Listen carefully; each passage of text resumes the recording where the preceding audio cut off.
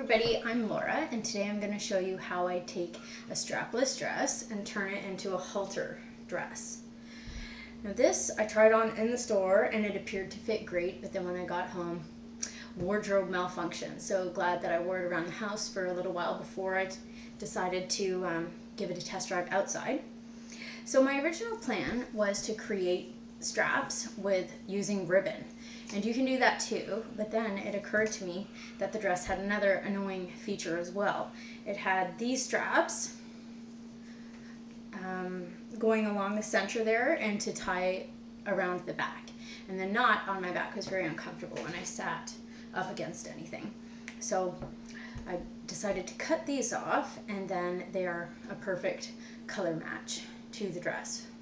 So I've already pinned one side, but now what I'm going to do is I'm going to pin this to the front of the dress. I'm just gonna fold it like this to make sure that I'm doing it in the same place on both sides. If you were going to be attaching straps to a dress where you'd be wearing a bra, then you'd want to put on your dress and then measure to see where your bra falls so that your straps would cover that, but it's a strapless, so that won't be an issue because I'll be wearing a strapless bra. So you're going to take your pins, and you don't need a lot of pins, just one on either side of the ribbon or the strap should suffice. I've already loaded my machine with the thread. I chose green even though it's yellow straps because the fabric of the bodice is green. So green is the choice here so that you won't see the stitching.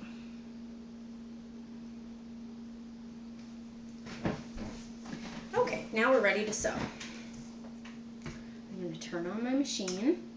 I'm going to set it to a straight stitch, and I think I'll choose around 2 for the stitch size. And I guess if I had to rip it off if it didn't turn out so well, the bigger the stitch, the easier it is to fix. The smaller the stitch, the harder it is, but the tighter the stitch, the stronger it'll hold as well. So it's up to you how tight you want to make the stitching. Okay, so I'm going to go ahead and lower my foot.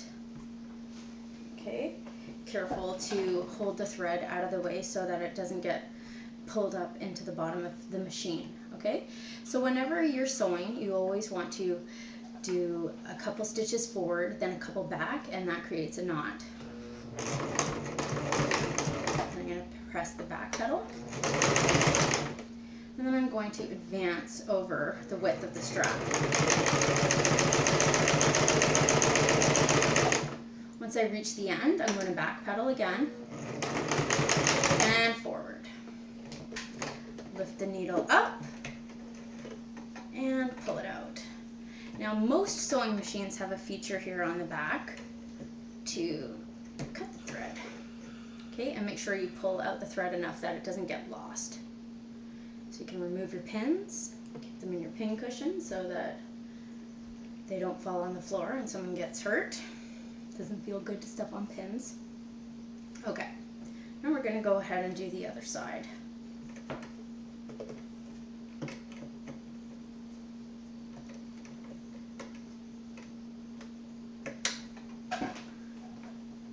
You go forward, back, and all the way across.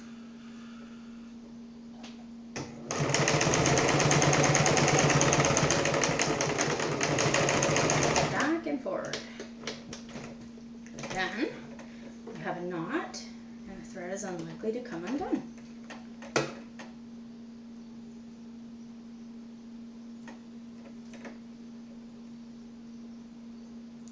Snip off the extra threads.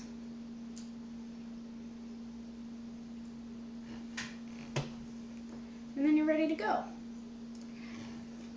Now, I have been known to do these things minutes before leaving to make sure that the clothing fits right, because nobody likes it when you're out trying to have a good time and you're pulling up your dress. All you girls know what I'm talking about.